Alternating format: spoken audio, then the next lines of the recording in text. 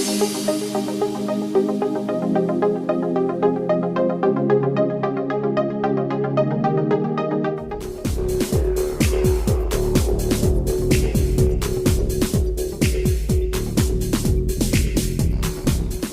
morning. Can everybody hear me okay? Yes? Okay, good. All right, so thank you for the warm welcome, and it is an honor for me here to be here as a part of the bigger ISACA members. Right, so before I start my presentations, let me just quickly introduce myself. My name is David Warnowidodo. Congratulations, just now you pronounce my surname correctly. Most people in this part of this region actually has a problem pronouncing my name correctly. So I'm an Indonesian, but I've lived in Singapore for the past 12 years. Right, so before I lived in Singapore, I used to work and live in Sydney, Australia, where I work for Cisco Systems. Right, and here, as part of my role right now in Oracle, is I'm responsible to drive the data security practice, the data security business of Oracle in the region. All right, and I've been with Oracle for the past 2.5 years. Before that, I used to work for Deloitte, where I was doing a lot of audit, I was doing a lot of security consulting. Right, at one point in Deloitte, I was in charge of their GRC practice in the region as well.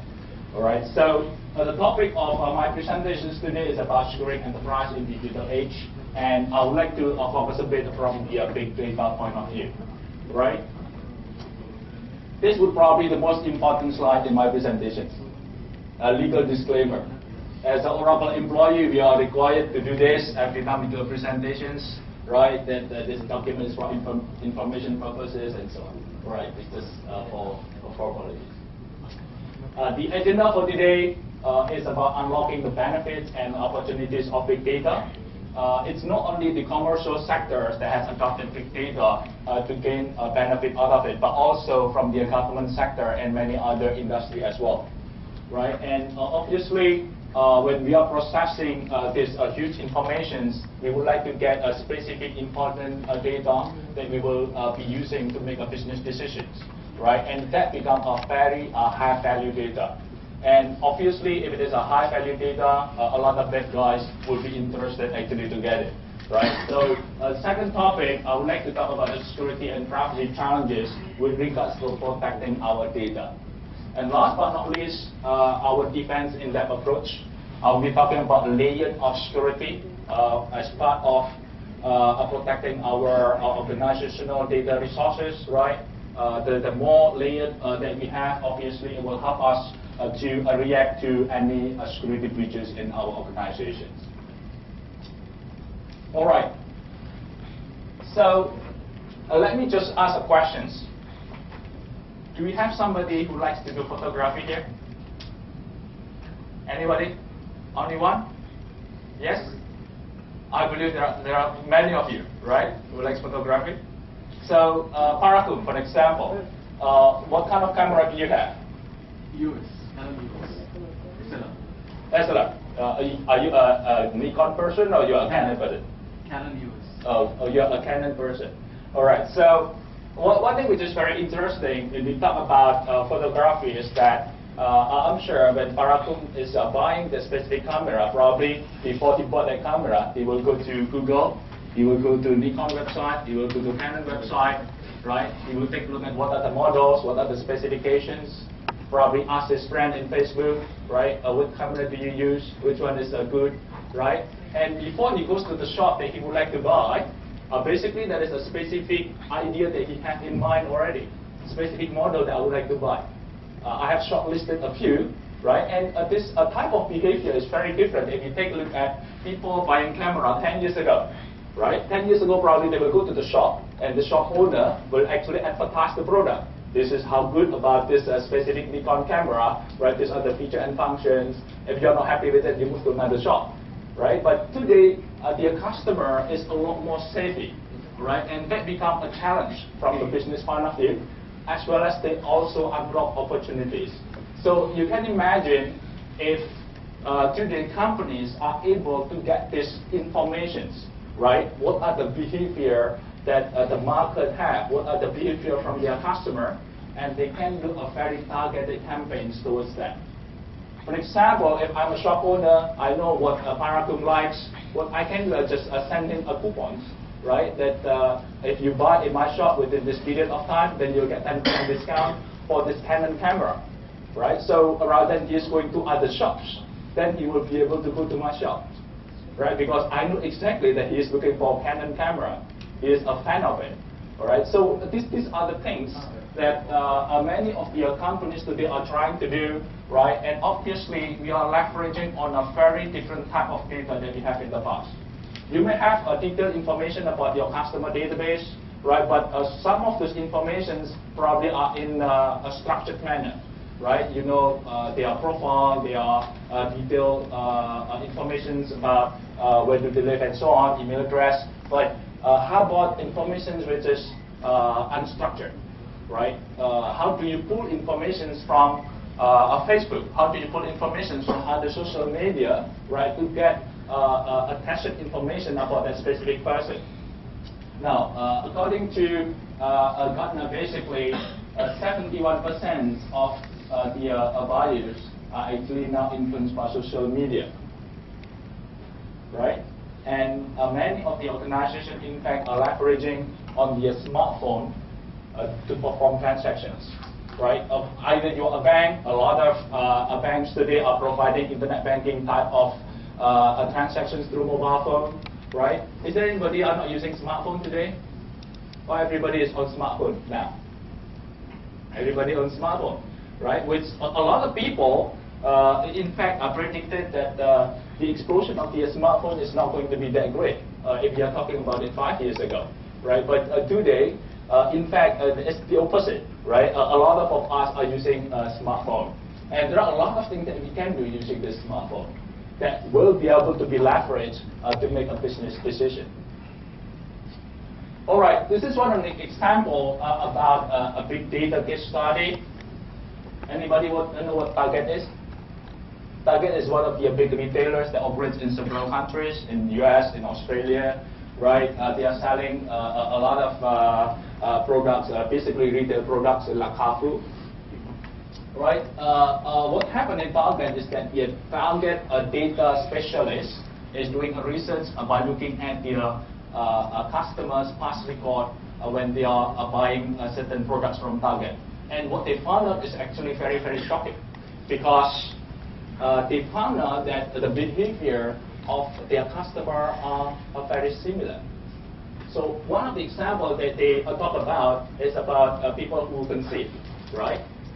If a person conceives at the first trimester, actually they like to buy these vitamins, they would like to buy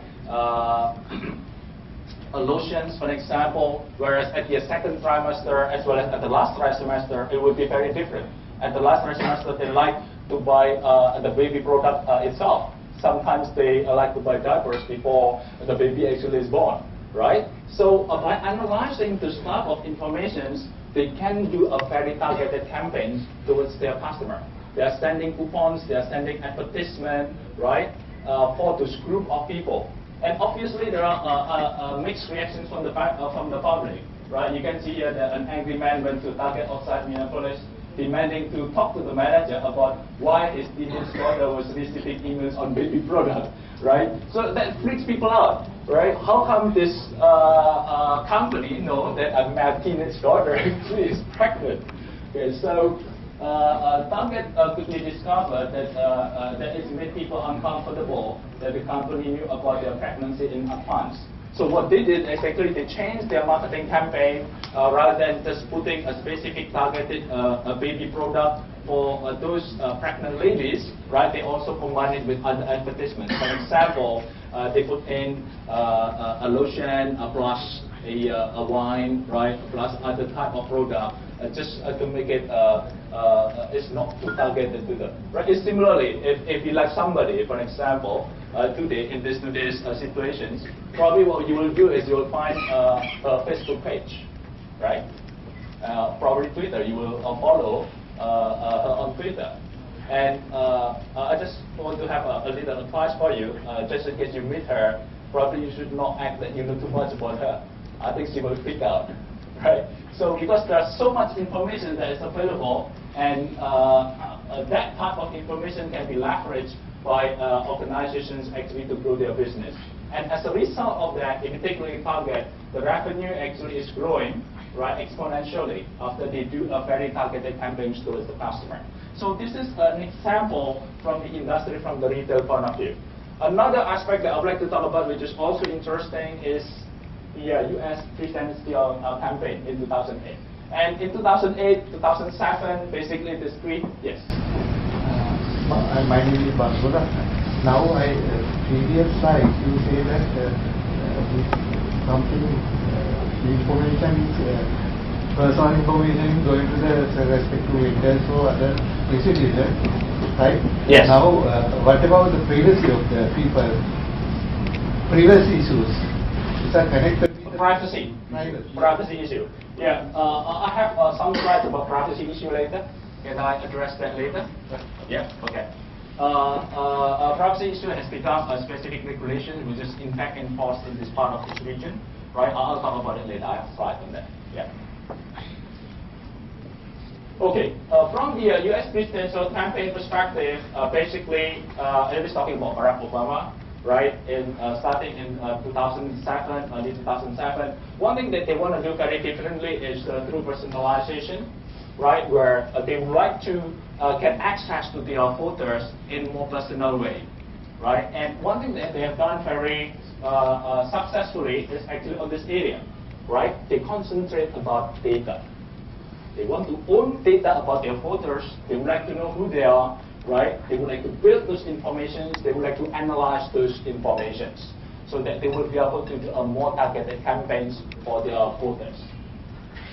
So again, Obama was pretty much an underdog in 2007, right? Because of the background that he's the first African American. What is the possibility for an African American to become a U.S. president, right? And they do whatever it takes actually just to market themselves, right? With the limited budget that they have, for example, they do this type of a poster, right? That Obama himself actually go from house to house doing a speech at the backyard of those houses. And actually the popularity is growing. Then from a few people, it's growing to a few hundred people, 300 people in a specific gym, right? And it's growing to a few thousand people. And finally, before he was elected, actually 100 strong people at the same time listening to his speech.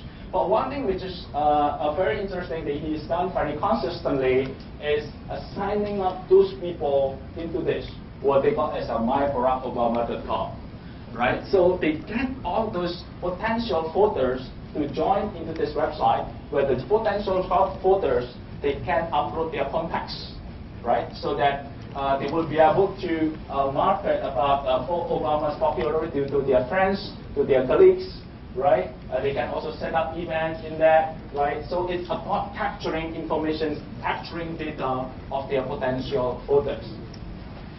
Now, this is also interesting.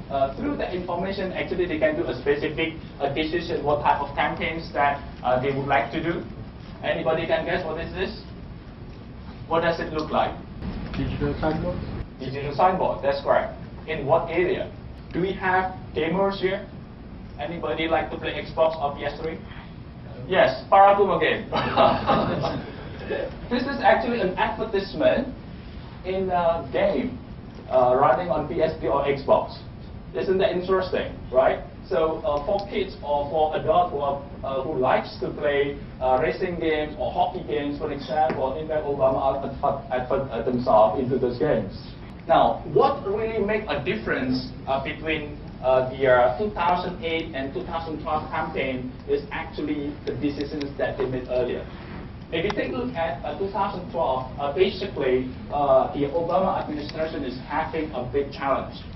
The unemployment rate is 8% in the country. Economy is really bad, right? And there is no modern president in the U.S. will be re-elected with that kind of economic conditions, right? As of now, we know that he was re-elected. But one thing which is very interesting is that Obama started with a very good information about the voters. In fact, they have 14 million email addresses of the voters, right? 1 million Twitters, 25 million people on Facebook, right? Whereas the next candidate is actually less than 10% of what they have. And they prove actually this information become very critical for them. And at the last minute when they won the election, in fact, there is a very small marginal gain that they get through those specific activities. All right? Now, one thing that they also try to do, which becomes a challenge from the media perspective, is about creating applications that learn the patterns of behavior. So the administrations decided to learn from Facebook, from Google on how to do that. Right? If I can understand the behavior of my voters, then I can actually send a specific message to them. Yeah? That will be able to increase their loyalty, that will be able to help to get their help actually to advertise to other colleagues or other friends.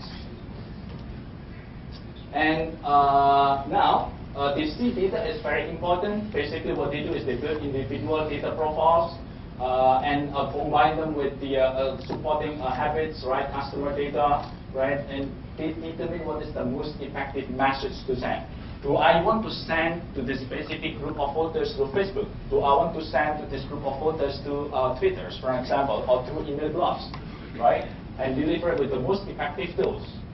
And obviously, that specific activities help the administrations to gain power again, right? That's from the US presidential campaign.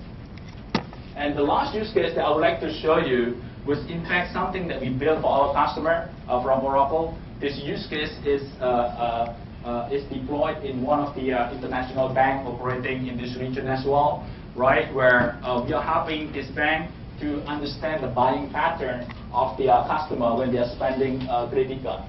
So one of the use cases that I personally see last time is that there is this guy going to People City Mall in Singapore. It's one of the large malls in Singapore. And he went to one of the shops, buy specific goods, swipe his credit card, and immediately the bank actually sent him an SMS, right? That if you buy, that is an offer, by the way, a nearby, that in this restaurant, that they have a 15% discount if you spend using this specific credit card, right? And it's very interesting that 55 minutes later, we saw a transaction in that specific restaurant, right? So the bank would like to maximize the spending from their customer, right, by providing this type of information targeted based on what their buying behavior or their buying pattern in the past. And that is something that we can actually do, right? And this is the use case about that. Let me just skip a few details here because it's a bit too technical. Right, so what you see here basically is a dashboard that will be able to display a real-time transactions, right, from the customer spending. And within a few seconds, in fact, within 3 seconds, 4 seconds, right, you will be able to capture a lot of information there, right? For example, what is the spending from the credit card customer throughout a specific time? What are the top 5 merchants that is actually providing the service, right? And also detailed information about the offers that is automatically sent out to those customers, right? So I think it's a bit small, but I will try to explain it from here, right? For example, the user will be able to look at each of the buying pattern from the simulations point of view, right, by each of the customer. They will be able to see the name of the customer who is performing the transactions, right, their profile, what is the gender, and what is their propensity towards buying specific goods. It can be they like to buy recreation type of things, they like to go to restaurant, they like to go to groceries, they like to go to saloon to change their hairstyle and so on, right? And we will be able also to see the past transactions and perform a simulations if a person using a credit card from that specific bank, right, performing specific transactions, what can we do? What type of offer that we can provide, right? So there is also transaction information that this specific customer has bought a specific good. In this case, is actually he's buying coffee, right? And when you bought coffee, there is a map using a special technology where you will be able to identify this is the customer is buying coffee here, and immediately it will plot another merchant that belongs to that specific bank that probably has specific offer, right? Then what we can do is, in fact, we can send a very targeted message for this specific a person to retrieve an offer from the bank, right? In the form of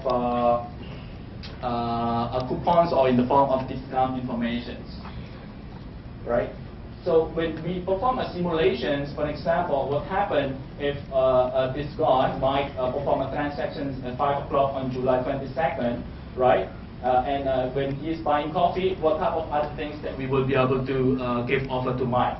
For example, you can get a 20% discount if you buy this specific product from this specific shop, which is nearby to you, right? Immediately.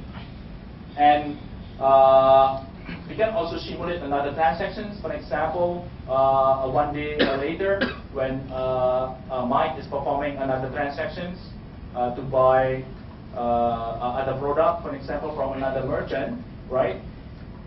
Where the decision from the system would be slightly different. The simulations, in fact, is not going to send anything to Mike because yesterday we have just sent him something, right? So this kind of information is something that we can build where we will be able to understand the behavior or the pattern from our customer to understand what do they like, right? Usually this guy, after he do shopping, he always go to a restaurant, and from the restaurant perspective, you will be able to know where he is exactly and offer specific offer to this person, right? The restaurant that is actually your merchant, right? So that you will be able to maximize the revenue from that specific transactions. Okay, so those are the three use cases. Basically, one is in the retail industry. Government is also looking at it, right? As we speak, in fact, we have been working with several government in this region, looking at big data from, for example, to look at an analysis about the healthcare, right, industry, which is very important from the government budgeting point of view, right? And also, we show you that in financial sector, people are also looking at it. Another use case in financial sector is about the treasury, right? How do they perform a more informative decisions to perform investment, for example, right? If I buy specific this cocoa, right, from the Argentina, for example, and if there is a news break up in the public that there is a flood over there, what would be the correlations between the specific natural disaster to the price of cocoa, right? So this type of unstructured information is something that can be consolidated that will give more informative decisions for the treasurers within the bank to perform investment, right? Now, those are some of the use cases about big data and past data. I would like to quickly provide a quick information about what we meant about big data.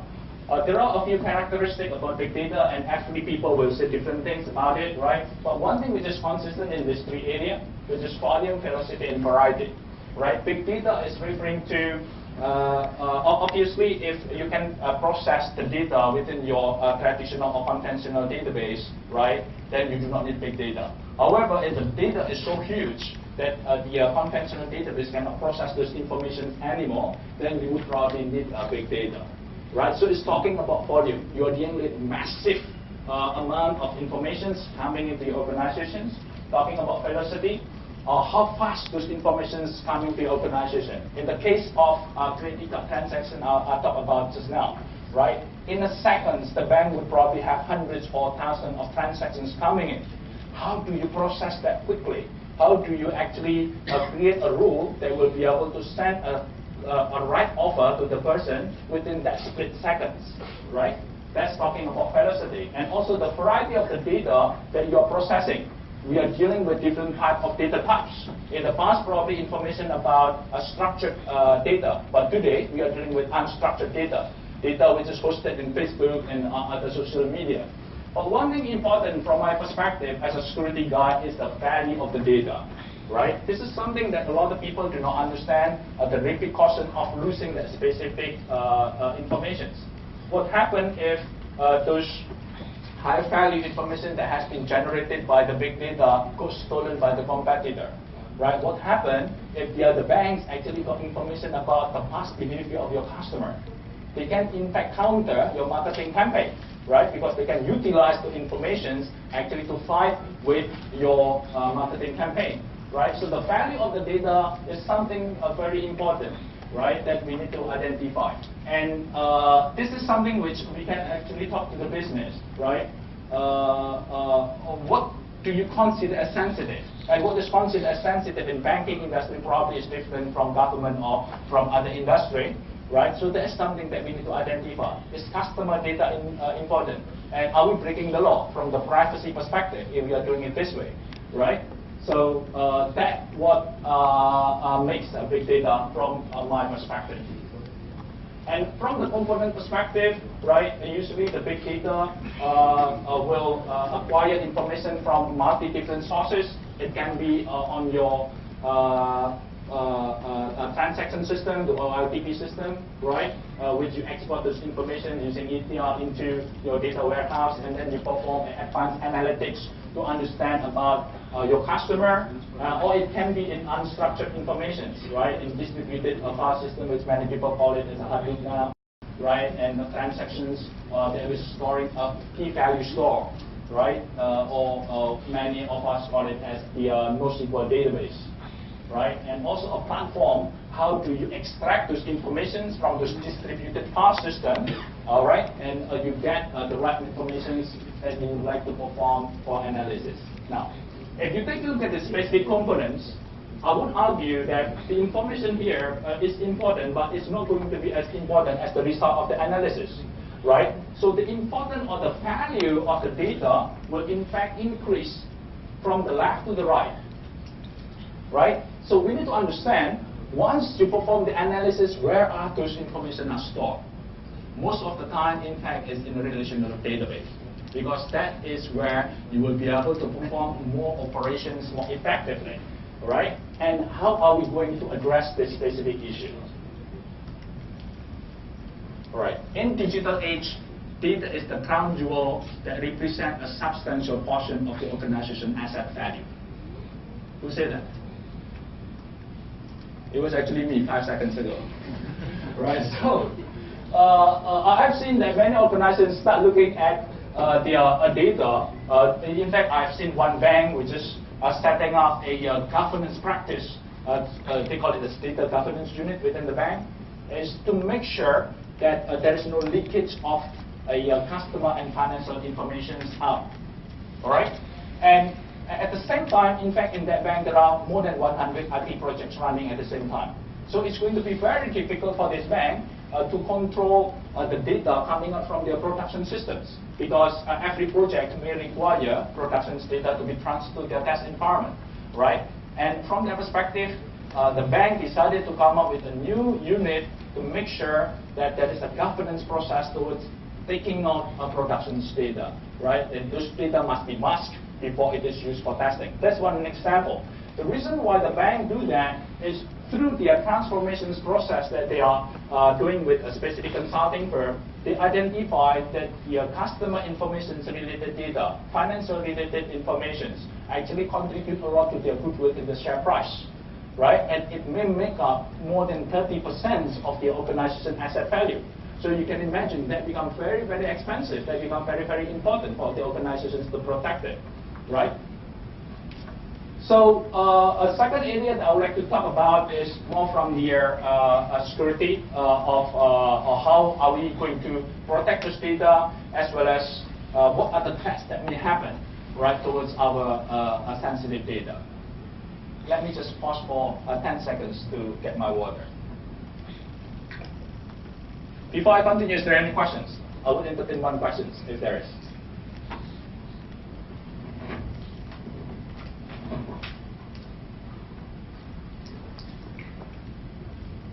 All right, 10 seconds is up.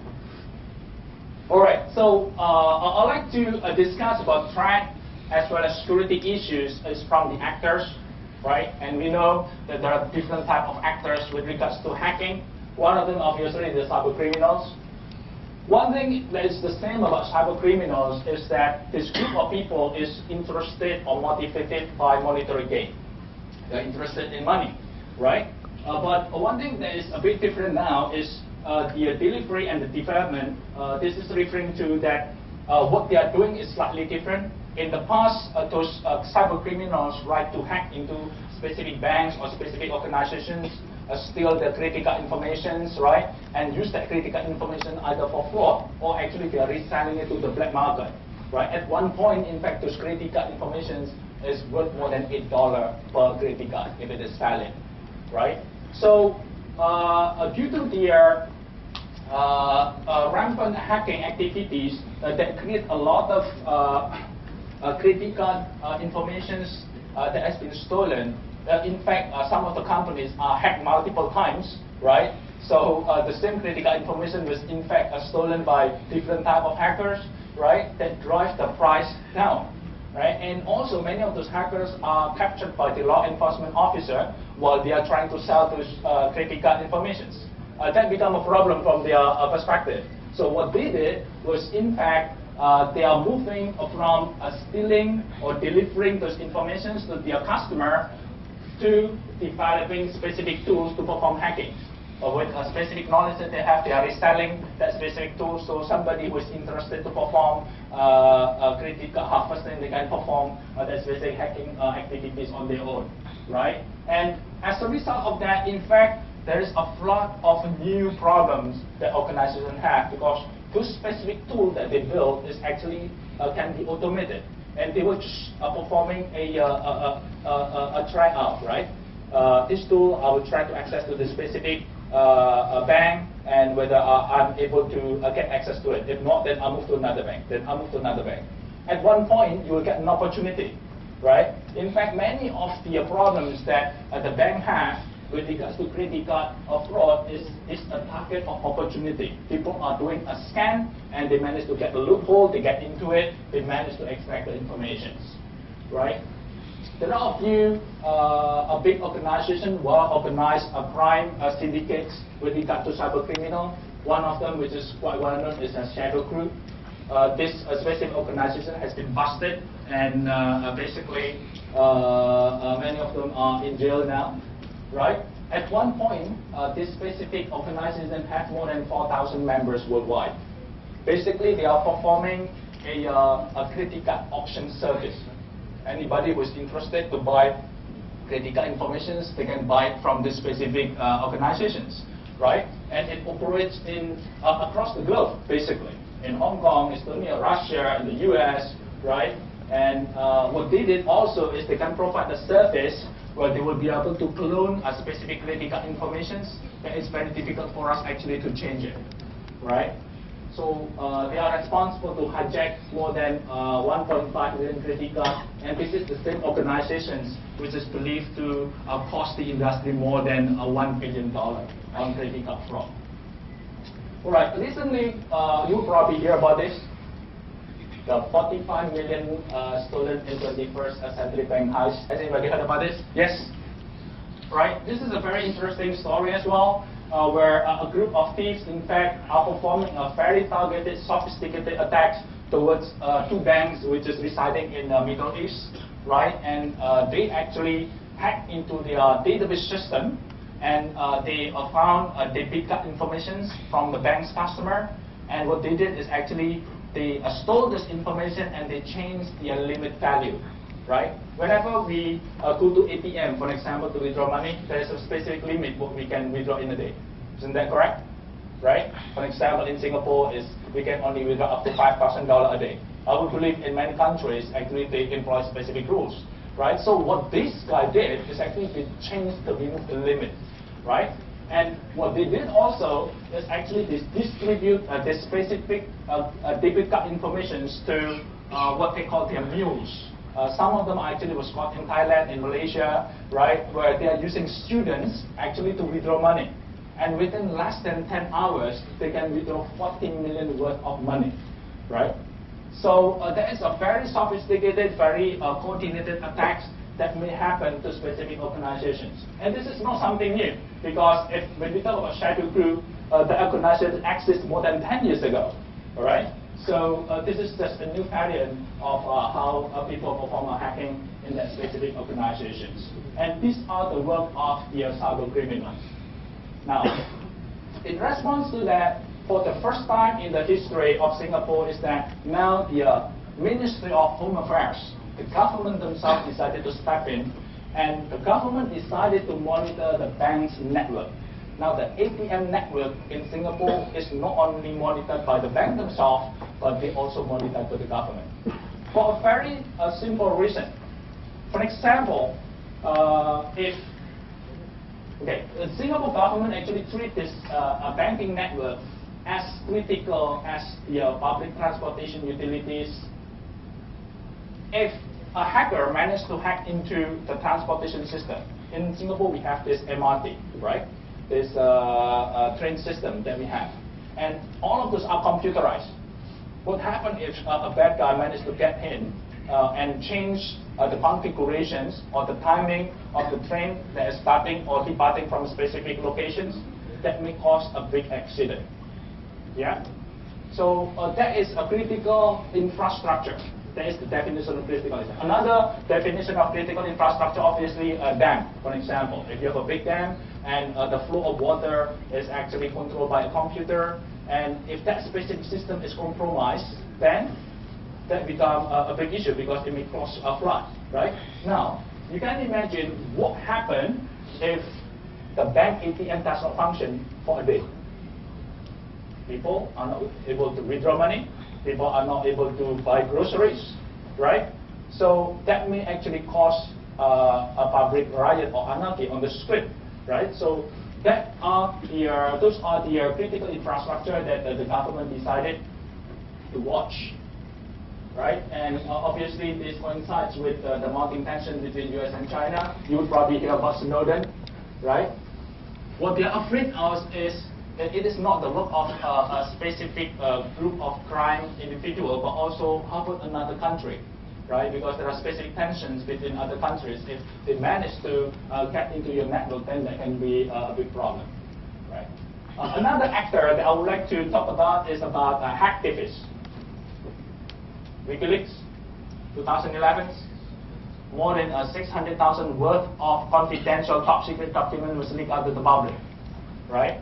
And it is very interesting, right? Two big names in the market, Anonymous and Rusak, which is still very active today, are performing a lot of high-profile hacking into many organizations. Are they motivated with money? I do not know. In fact, nobody knows what is the motivation of this group of people. Yeah, but if you take a look at some of their hacking activities that they did, was in fact a very high profile. Even CIA and FBI was also penetrated by these activists. And I was talking from financial perspective, government perspective. Telco is apparently not spared. The same group of people, in fact, hacked into one of the major telco operators in Australia, right? And they stole 40 gigabytes worth of data. How do the hacker copy over 40 gigabytes of data out? It would have taken days or weeks actually to copy those huge amount of data out. And what is the reasons for them to do this, right?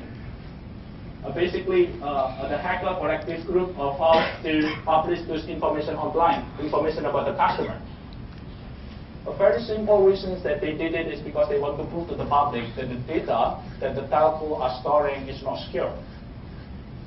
And why do they do that? Because the Australian government would like to extend the CDR record information from 6 months to 2 years, right? So that is again privacy from their perspective, right? So if the telco today are storing the data for 6 months and they could not actually protect the data, and now the government is asking them to store the data for 2 years, right? So that creates a problem. Now, last but not least, the third actor that I would like to talk about is more from the government-funded or advanced persistent threat, right? There is a very interesting book that was written by Joel Brenner, right? If you have a chance to get this book, I would really recommend for you to look at it. It's very interesting. It's talking about how vulnerable specific countries are. It's talking about the cyber espionage which is happening among the countries, right? And it is proven now. One of the most well-known news that we are listening to the public is about Snowden, right? A former NSA engineer that decided actually to leak out information that U.S. government themselves is actually accessing other countries' information, right, and including their allies. So this could be an issue. Now, I was speaking in one of your Ministry of Finance forum in the past, and people are asking, what is the correlation about this hacking activities with money, with finance, right, on the specific country? What motivate other country actually to snoop around other countries' details, right? What motivates them? Does it have anything to do with money? So in this book, in fact, the author mentioned that one of their top secret information about submarine device that the U.S. government developed is actually stolen by the hacker. And that specific piece of information, it cost U.S. government $10 billion for research to build it, right?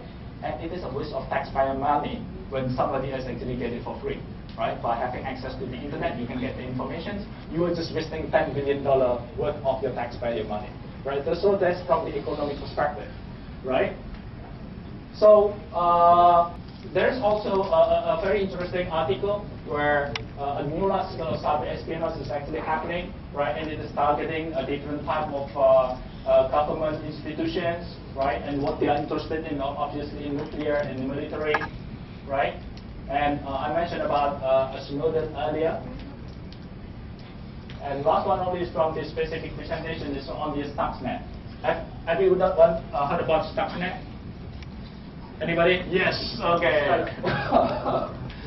Stuxnet is one of the super virus that was created. Nobody knows who created this at the moment. A lot of speculation, actually Chinese or Israelis who created it. But this Stuxnet virus was in fact used to penetrate into the Iranian nuclear power more than 10 years ago, right? So it actually brought down the Iranian nuclear power. So thank God actually it brought it down. How about it is used actually to launch these nuclear missiles, right? So that can be a big issue. Right. So what I'm saying today is basically when it comes to the cyber espionage or cyber terrorism, the threat is not only at the IT system, but it can be in the industrial-based system also. So we need to be concerned about the water system, the transportation systems, right? And one of the consultants from the UK government, in fact, is saying that this type of virus was in fact can penetrate into the police 999 systems. This is like the 911 call in the US. In the UK, they call it 911 systems, right? And it will be able to disturb those operations. And this is actually national security. It is a life-saving operations, right? The government setting up this type of phone number so that people in emergency will be able to call it. But what happens if the system itself is hacked? So similarly, that is what's really happening during the 9/11/11 in the US. Right, throughout a certain period of time, in fact, the cellular network was not accessible. So people are thinking, is it really because of a lot of people are calling at the same time, or is it actually the work of the hacker, right? So those are the things that worries people. Right, so that's from the external threat perspective, where we are dealing with a rampant security threat that is actually real. And also, it is on the rise. In fact, there is a research paper that is talking about the attacks towards the government sector as at all-time high. But from the internal perspective, from the organizations, we are also dealing with certain challenges, right? Compliance, regulatory mandates, privacy law, for example, is something that we need to take a look, right? And when it comes to the privacy law, there are a lot of countries that has already started doing that. In ASEAN region, we have Malaysia, Singapore, and Philippines that has already embarked on it, right? And to make it actually so stringent, because in all those three countries, these privacy breaches may result in criminal prosecutions. It's just like SOX in the US, right? Where in addition to fines of up to $1 million in Singapore, you can also be jailed up to 2 years if you are not in compliance with this privacy law.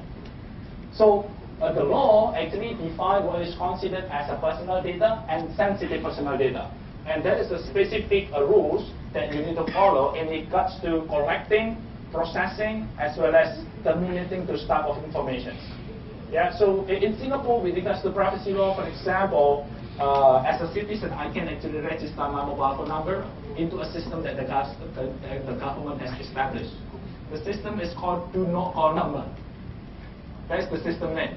So I can register my mobile phone there, and if somebody decided to send a marketing message into my mobile phone without my consent, right, that guy can be fined up to $10,000 per SMS. That's how serious it is, right? That's from privacy perspective, right?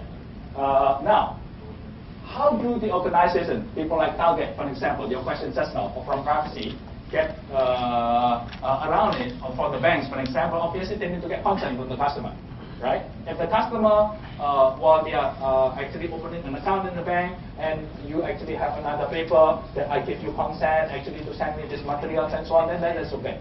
So the most important thing is you need to get consent from your customer, that you allow them actually to use that information for marketing purpose. Yeah. So these are some of the movement that is happening, and I believe that this is coming your way, because the reason why the government is doing this is for a very simple thing, which is economic reason. You would probably remember there are a lot of cases in India a few years ago where a lot of companies from UK, from US, they decided to outsource their operations to India because of cost, right?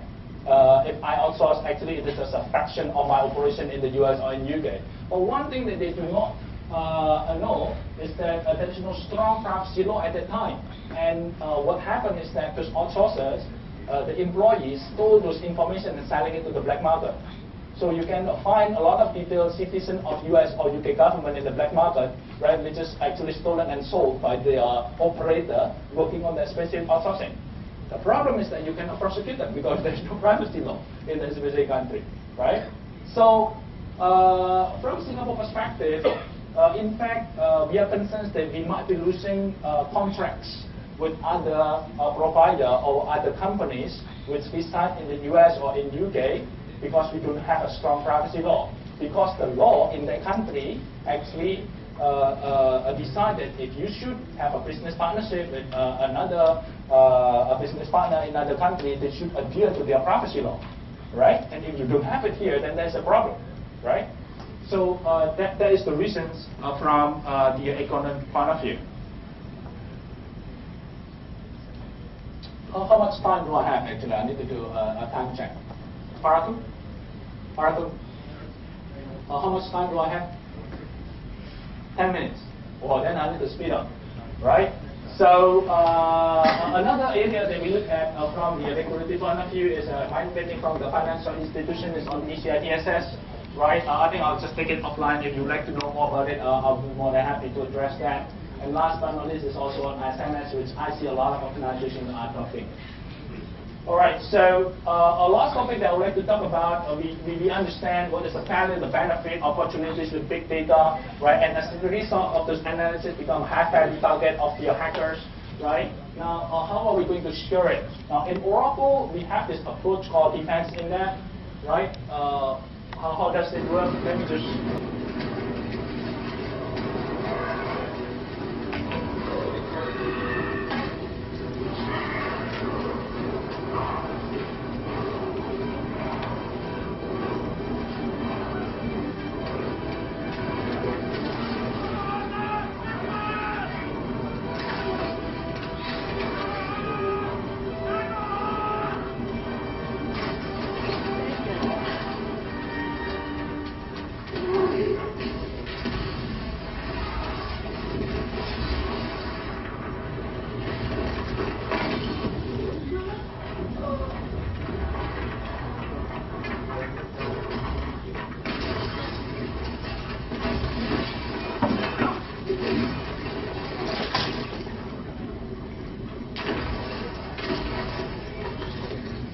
Does anybody know where that video come from?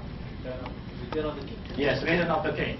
So I'd like to use that video to illustrate that in the medieval age, basically, people are protecting themselves by building castles, right? In the castle, they have this big walls outside, and again, there is also multiple inner walls. And if you take a look at the scene, basically, what the bad guy is trying to do is to get into the castle so that they can rampage, right? Now, this wall is something that is in between the bad guys and the good guys. Right? Similarly, in the organization, we would probably have layers of security. We have the perimeter firewalls, right? This is protecting our perimeter. We have also firewalls in between the web into the applications, in between applications to the database. You have all of those. And in that scene, basically, when the outer wall was breached, what was the instructions? They called all the soldiers actually to go back into the inner wall. Yeah? And it will give them time actually to re-strategize what they need to do next. Similarly, basically, the reasons why we have layers of security, number one, is for us to have visibility, right? There's something has already happened in our organization. Because without visibility, then we cannot react. Now, when you have visibility, then you are hoping you will have another layer of protections that will protect your organizations from the continuous attack coming in while you are deciding what needs to be done. Right? So it gives you an ample of time actually to train and also to react towards that specific attacks. Yeah? So defense in depth or layer of security is important because number one, it will give you visibility. Number two, that it will give you actually to strategize and have more proactive actions to address them. And from the defense in that perspective, we believe that we need to look at security at every layer. Right, from the application perspective, from middleware, database, operating system, virtual machines, whatever layer you have, you need to have security there. And also, you need to have security in between the layer, right? The communications between the applications and your middleware to the database, operating system, right? How do you secure it? And last but not least, also in between systems. Right? Communications between your production side and DR side, does it need to be encrypted? If not, then people will be able to snoop around into your critical information. So how do you do that? That is from defense in that point of view. Obviously, I can talk about each of these area individually, right? But that will take a few hours. So because of time, I'll just focus on the data, right? So the point that I would like to make as part of this presentation is that you really need to consider what would be the controls that you have very close to your data, right? Where is your data? Is your data residing in a specific file system? If your data residing in a specific database, right, then you need to think about how you protect those databases. How do you develop control as close as your data, right? So I would like to focus more from the database perspective because it's very obvious that most of the organization in fact store their high value asset sensitive information inside the database. In fact, 66% of sensitive data was in fact residing in relational database. And with regards to database, there are a lot of concerns, right? This is a survey that we did with our own user groups, our own customers, and basically 68% of our customers mentioned that their database data can be accessed from the operating system. You see, from the database perspective, you do not need to log into the database system in order to see the data. Anybody who has access to the data file, they will be able to use a hex editor actually to get into that data file and see what is the data inside, right? And if the data that you have is sensitive, such as critical information, that is going to be a big problem. Right? 44% cannot prevent application bypass and 69% cannot prevent DBA from accessing to sensitive data. The role of the database administrator in the organization is supposed to maintain the health of the database, doing performance tuning, backup recovery, but there is no reason for this database administrator to look at critical information, to look at salary of your executive in the organizations, right? But unfortunately, there is something which in many cases happening because the DBA is the god of the database. He can do whatever he wanted, right? Even if he snooped around into the information, if he decided to do that, he can actually remove the auditing information from the database as well to actually remove the trace that he has been accessing those data, right? So how do we address that? And the problem with this DBA, in fact, they are also the main target of the hackers.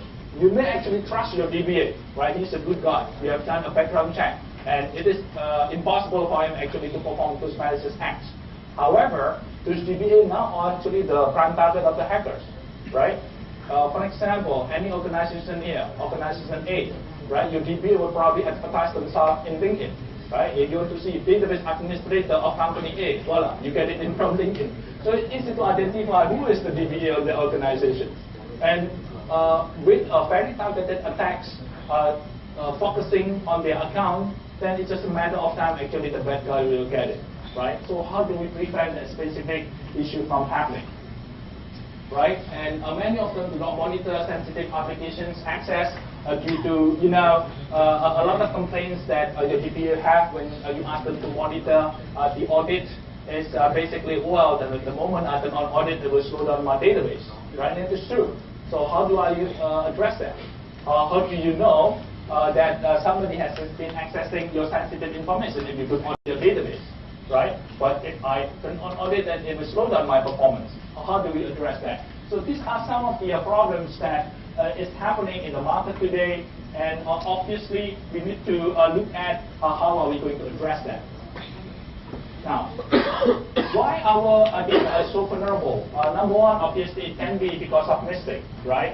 Probably our DB has been working for long hours, and they make a mistake. And in a database system, unfortunately, there are always be a very sensitive command line that can be executed, right? So if a person is performing like a drop table type of command line, guess what? It can wipe out your data inside the database, right? So those are some of the common mistakes. Another common issue is misuse. Some people may be curious, right? Your DBA probably would like to know whether I'm actually underpaid in this organization. Let's see how much money that my peer is getting, right? If he has access to the database of your human resource application, he can do that. Last but not least is malicious, right? Which I talked earlier about from cyber criminal perspective or from their organized criminal, right? Or even from their spy from other countries. Right, which is overseas in that manner to get access to the data. So if you have time, I would recommend you to read this blog, which is written by the CTO of RSA. The title of the blog is The Anatomy of an Attack. It's a very, very interesting story, right? Where you probably know RSA, one of the provider of the token systems, right? It's a security company that was hacked back in 2011. And the way the hacker actually get into RSA is very interesting, where the hacker sent out a message through the human resource department, right? And the email message is with a title, a very catchy title called Recruitment Plan 2011. Obviously, this human resource guy will open this email attachment, and by opening that, actually install a malware into their laptop, right? And 4 months, the hacker has been monitoring his activities. And through that, he got to know who is the super user in that specific organization, who is the administrator of that specific in that specific organization, and they escalate the attacks, right, using the administrator account. Now, one thing which is very interesting from those targeted attacks is that the hacker is not interested to steal everything. What they are interested in is a specific token information that has been sold to a company, which is called Lockheed Martin, which just happened to be the largest defense contractor of US government. Yeah? So they are hacking a company for the purpose of getting access to another company, in fact. So those are some of the targeted hackings that may happen from this malicious activity. All right, and from database governance point of view, there are 3 things that I would like to encourage people to look at. Number one, we need to do a prevention, right? Detection and administration. Prevention is from the preventive control point of view, detective control and administration. From preventive control, obviously, because the data can be accessed from the data file, you need to enable encryptions, right? And what is the practical steps actually to address confidentiality requirements of security? Is through encrypting the data, right? Number 2 is the data retentions, right? From the application perspective, if the call operator or teller needs to do a critical verifications, they should only see the last 4 digits of the critical information, right? They should not see everything, right? So how do we actually redact the data, right? Which is meant for specific user that are not authorized to see the data. How do we protect our data from privileged user? What happens if the hacker actually managed to get hold into their user ID and password? How do we stop them actually from accessing our sensitive data? We need to protect them, right? And also, last but not least, from the preventive measure is how do we make sure the data which is moved from production environment to test environment is also secure. Now, detective control is also important, right? I have a discussion with one of my a friend who just happened to be one of the security administrator of one of the bank in this region. And he told me that his internet banking has been hacked by the hacker.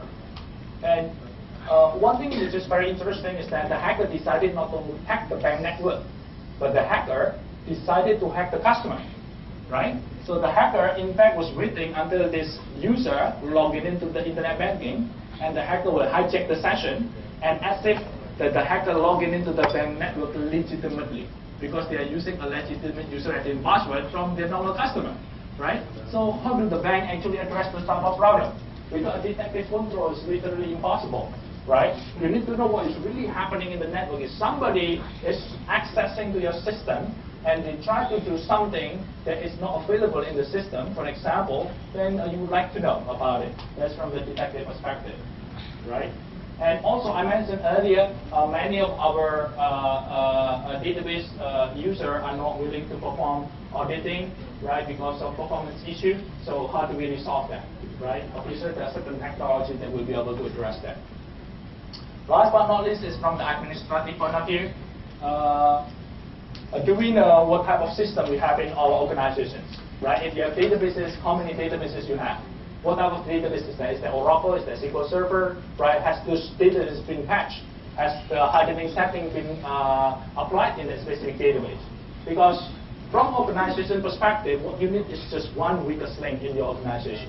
If one of your non-critical database is sitting together with critical databases in the same network, and this non-critical database has not been patched for the past 1 year, for example, trust me, there will be a lot of vulnerabilities in that database. And if a hacker managed to get into this non-critical database, they are already inside your internal network.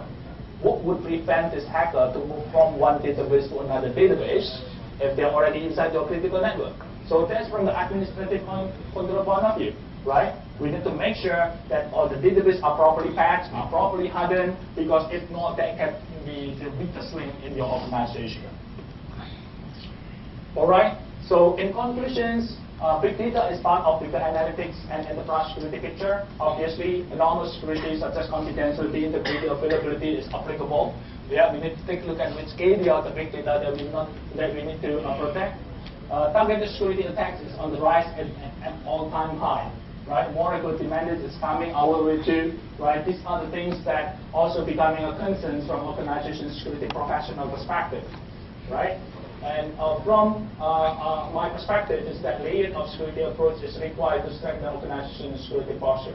And with regards to data that has been analyzed through big data process, for example, become of high value information, that's something that you need to think about. How are you going to protect this data?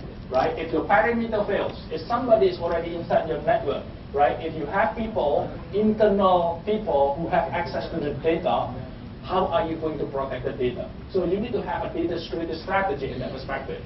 Identify where your sensitive data is, right? And you need to apply what is the right security measures for this data. All right, this is the last of my slide. Thank you very much. I think there will be a panel for discussions later for Q&A. Yeah? All right. Thank you.